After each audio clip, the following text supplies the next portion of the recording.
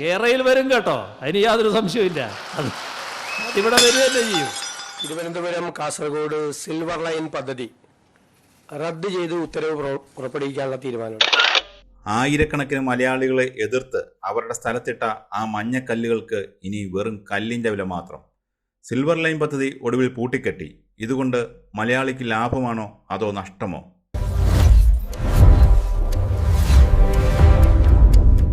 കേരളം വർഷങ്ങളായി ചർച്ച ചെയ്ത, ലക്ഷങ്ങൾ ചിലവഴിച്ച സിൽവർ ലൈൻ പദ്ധതി ഔദ്യോഗികമായി പൂട്ടിക്കെട്ടിയിരിക്കുകയാണ്. സിൽവർ ലൈൻ പദ്ധതി പൂർണ്ണമായും റദ്ദാക്കാൻ പുതിയ UDF സർക്കാർ തീരുമാനിച്ചിരിക്കുന്നു. പുതിയ മുഖ്യമന്ത്രി VD സതീശൻ്റെ ആദ്യ ക്യാബിനറ്റ് തീരുമാനങ്ങളിൽ ഒന്നായിരുന്നു ഇത്. ഒരു വശത്ത് വലിയ ആശ്വാസം, മറുവശത്ത് നിരാശ. എന്നാൽ സാധാരണക്കാരായ മലയാളിക്ക് ഇതുകൊണ്ട് ലാഭമാണോ നഷ്ടമാണോ?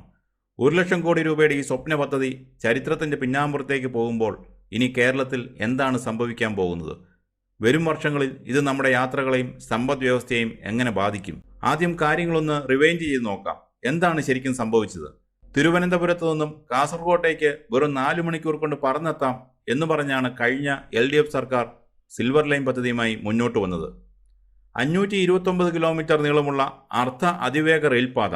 ഇതിനായി കേരളത്തിലുടനീളം മഞ്ഞക്കല്ലുകൾ സ്ഥാപിച്ചു. വലിയ രീതിയിലുള്ള ജനകീയ പ്രതിരോധവും സമരങ്ങളും നമ്മൾ കണ്ടു. എന്നാൽ ഇപ്പോൾ പുതിയ UDF സർക്കാർ അധികാരത്തിൽ വന്നതോടെ കഥയാകെ മാറി.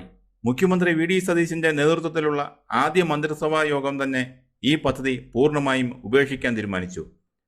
സർക്കാർ എടുത്ത പ്രധാന തീരുമാനങ്ങൾ ഇവയാണ്. സിൽവർ ലൈനിനു വേണ്ടി ഭൂമി ഏറ്റെടുക്കാൻ പുറപ്പെടുവിച്ച എല്ലാ പ്രാഥമിക വിജ്ഞാപനങ്ങളും സർക്കാർ റദ്ദാക്കുകയാണ്. മഞ്ഞക്കല്ല് പിഴുതെറിഞ്ഞതിനും കേരളിനെതിരെ സമരം ചെയ്തതിനും നാട്ടുകാർക്കെതിരെ എടുത്ത എല്ലാ ക്രിമിനൽ കേസുകളും പൂർണ്ണമായും പിൻവലിക്കാൻ ആഭ്യന്തര വകുപ്പിന് നിർദ്ദേശം നൽകി. ബലപ്രയോഗത്തിലൂടെ അതിരുകളിൽ നാട്ടിയ ആ മഞ്ഞക്കല്ലുകൾക്ക് ഇനി നിയമപരമായ ഒരു വിലയുമില്ല.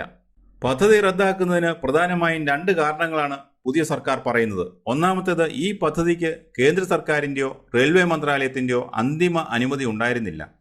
രണ്ടാമത്തേത്, കടുത്ത സാമ്പത്തിക പ്രതിസന്ധിയിലൂടെ കടന്നുപോകുന്ന കേരളത്തിന് 1 ലക്ഷം കോടി രൂപയിലധികം കടമെടുത്തു വേണം ഈ പദ്ധതി നടപ്പിലാക്കാൻ. വലിയൊരു കടക്കണിയിലേക്ക് കേരളത്തെ തള്ളിവിടാൻ കഴിയില്ലെന്നാണ് സർക്കാരിൻ്റെ വാദം. ഏറ്റവും പ്രധാനപ്പെട്ട ആ ചോദ്യത്തിലേക്ക് വരാം.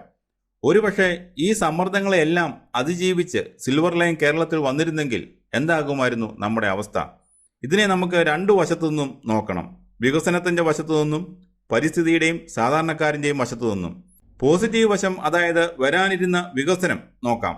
കേരളത്തിലെ ഇന്നത്തെ ഏറ്റവും വലിയ ശാപം ഇവിടുത്തെ ഗതാഗത കുരുക്കാണ്.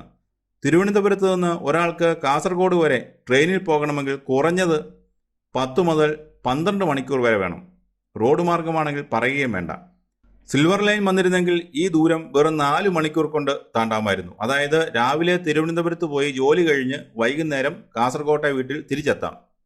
IT പ്രൊഫഷണലുകൾക്കും വ്യവസായികൾക്കും കേരളത്തിൻ്റെ ഒരറ്റത്തു നിന്ന് മറ്റേ അറ്റത്തേക്ക് വേഗത്തിൽ സഞ്ചരിക്കാൻ സാധിക്കുന്നത് വഴി വലിയ രീതിയിലുള്ള ബിസിനസ് നിക്ഷേപങ്ങൾ കേരളത്തിലേക്ക് വരുമായിരുന്നു. ദീർഘദൂര യാത്രക്കാർ ട്രെയിനിലേക്ക് മാറുന്നതോടെ റോഡുകളിലെ വാഹനങ്ങളുടെ എണ്ണവും അപകടങ്ങളും ഒരു പരിധിവരെ കുറയുമായിരുന്നു. നെഗറ്റീവ് വശം, അതായത് വരാനിരുന്ന ദുരന്തങ്ങൾ പരിശോധിക്കാം.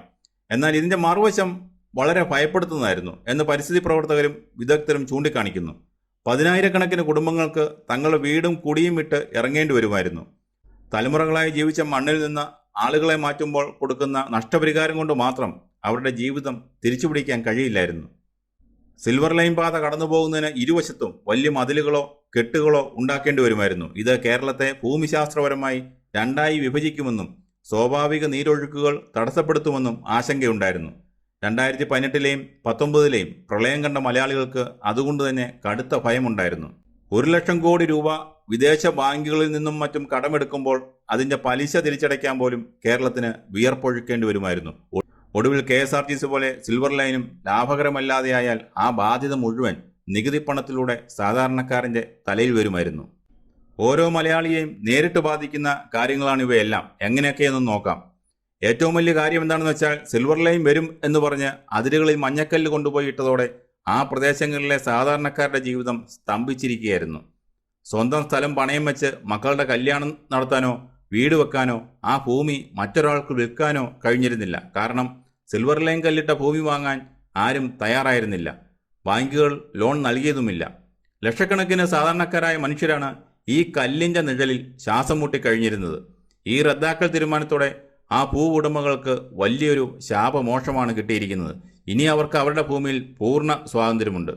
സിൽവർ ലൈൻ പോയി എന്ന് കരുതി കേരളത്തിന് അതിവേഗ യാത്ര വേണ്ട എന്നല്ല അർത്ഥം. റെയിൽവേയുടെ വികസനം ആവശ്യമാണ്. നിലവിലുള്ള റെയിൽവേ ട്രാക്കുകൾ ഇരട്ടിപ്പിക്കുകയും വളവുകൾ നിവർത്തുകയും ചെയ്തുകൊണ്ട് വന്ദേ ഭാരത് ട്രെയിനുകളുടെ വേഗത കൂട്ടാനുള്ള പദ്ധതികളിലേക്ക് കേന്ദ്ര സംസ്ഥാന സർക്കാരുകൾ ഇനി കൂടുതൽ ശ്രദ്ധ കേന്ദ്രീകരിക്കും. കുറഞ്ഞ ചെലവിൽ പരിസ്ഥിതിക്ക് കോട്ടം തട്ടാതെ വികസനം എങ്ങനെ കൊണ്ടുവരാം എന്നതിലേക്കാണ് ഇനി ചർച്ചകൾ മാറേണ്ടത്. ജനങ്ങളുടെ ശക്തമായ പ്രതിഷേധത്തിന് മുന്നിൽ ഏതു വലിയ വികസന പദ്ധതിയും പുനഃപരിശോധിക്കേണ്ടി വരും എന്ന വലിയൊരു ജനാധിപത്യ പാഠം കൂടിയാണ് സിൽവർ ലൈനിൻ്റെ അന്ത്യം നമുക്ക് കാണിച്ചു തരുന്നത്. ജനങ്ങളെ വിശ്വാസത്തിലെടുക്കാതെ അവരുടെ ആശങ്കകൾ പരിഹരിക്കാതെ മുകളിൽ നിന്ന് അടിച്ചേൽപ്പിക്കുന്ന വികസനങ്ങൾ വിജയിക്കില്ല എന്നതിൻ്റെ തെളിവാണിത്. ചുരുക്കത്തിൽ പറഞ്ഞാൽ സിൽവർ ലൈൻ എന്ന അധ്യായത്തിന് കേരളത്തിൽ താൽക്കാലികമായി അല്ലെങ്കിൽ പൂർണ്ണമായി തിരശ്ശീല വീണിരിക്കുകയാണ്. പരിസ്ഥിതി നാശവും കടബാധ്യതയും ഓർത്ത് ഭയന്നിരുന്നവർക്ക് ഇതൊരു വലിയ വിജയമാണ്. എന്നാൽ കേരളത്തിന് വരാനിരുന്ന വലിയൊരു യാത്രാ സൗകര്യം നഷ്ടപ്പെട്ടു എന്ന് കരുതുന്ന വികസന പ്രേമികൾക്ക് ഇതൊരു നിരാശയുമാണ്.